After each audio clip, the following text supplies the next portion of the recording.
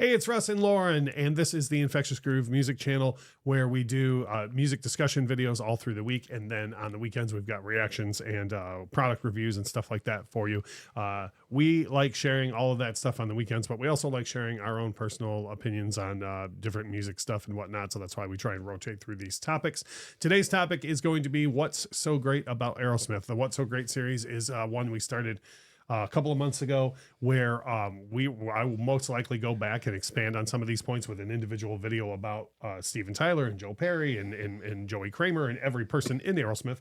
But for this one, I just wanted to kind of start out with what I think is so great about them. And I think, honestly, some of these points, I think I'm going to look at in a positive light, surprise, surprise, where some people look at some of the stuff as negative. So by all means, as if you're an Aerosmith fan, leave us a comment. Let us know what you think of why I think Aerosmith's so great. And if you would, drop a comment and either let us know if you don't think they're great at all or if you do, what you think makes them so great. For me, longevity always matters. It's a hard place to be because I don't think that quantity equals quality, whereas art is concerned. So That's true. When someone says to me, "Oh, well, they've sold 1 billion records," well, that doesn't make it good, But I do think that if you have staying power, and you bet, like as of the shooting of this video, Aerosmith's first record came out 51 years ago, and they were around before that. They didn't just materialize, and we're going to go through some of the ways that they've been around for that long. And I think they've done a very, very good job at it.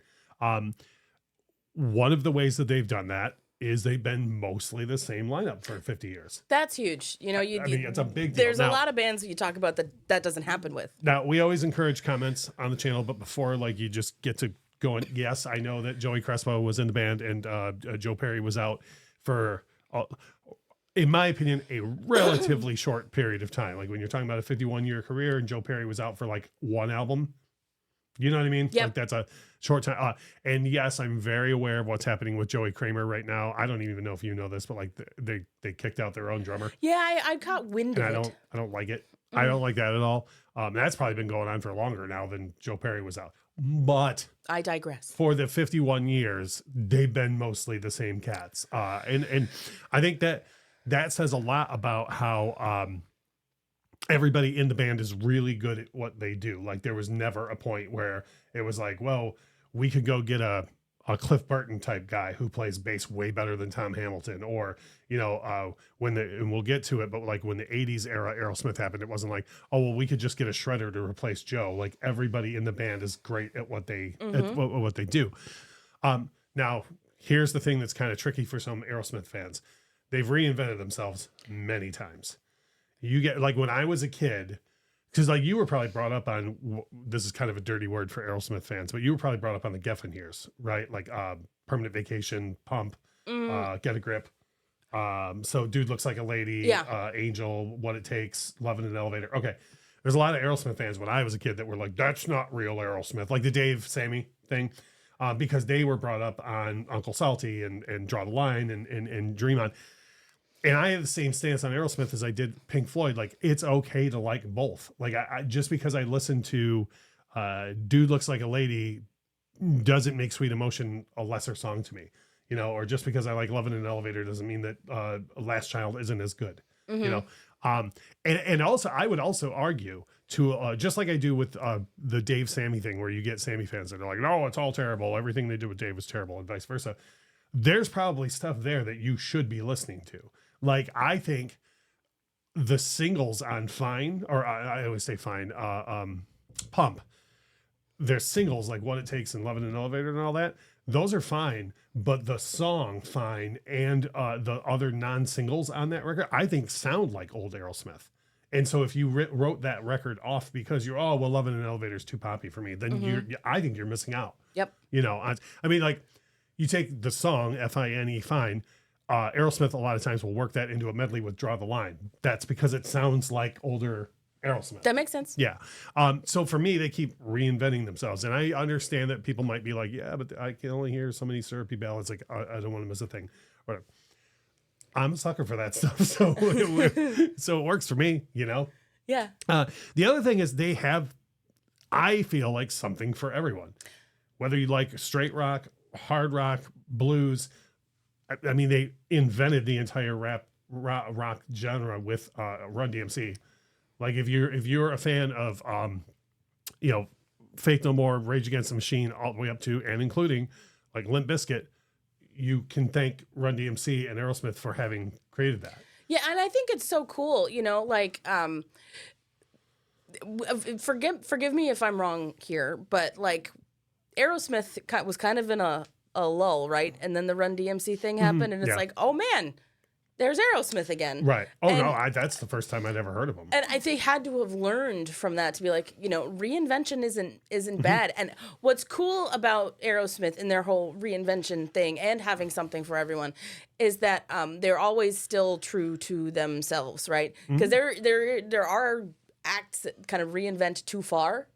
Oh, and then you're like, this doesn't even sound like you anymore. Right. But Aerosmith never did that. Aerosmith's always Aerosmith. Yeah, Aerosmith just sounds like Aerosmith. It's to me. Yeah. Yep. And again, there might be somebody watching this video that's raging. That's like, Last Child does not sound like it. And yes, I agree. It doesn't sound like I Don't Want to Miss a Thing. But you can also just tell that who's playing that song. Like, but even besides Steven Tyler's voice, like you can, Joe Perry's guitar is identifiable in my opinion.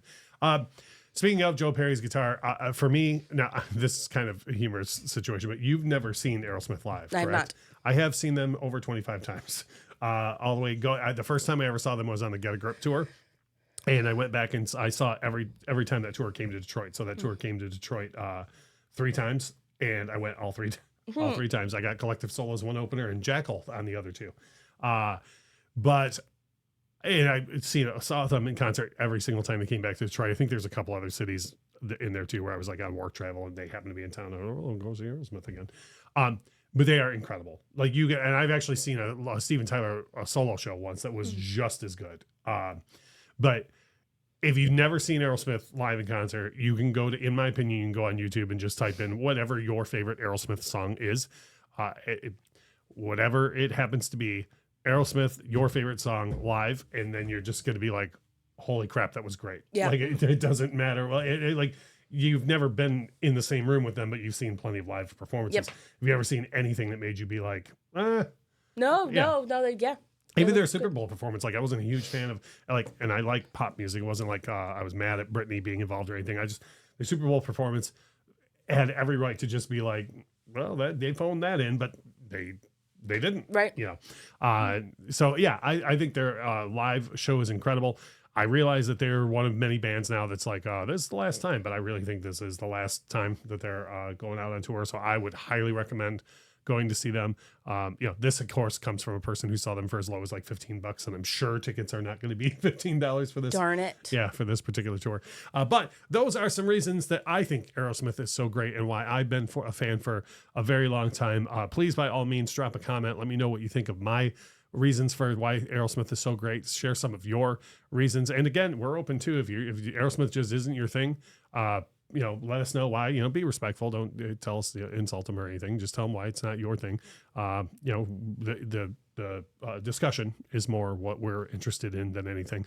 Drop a like on the video if you would, please. And actually, if you're in any Aerosmith groups or fan forums or anything like that, if you share the video out, that helps us out. But as we always say, thank you so much for watching.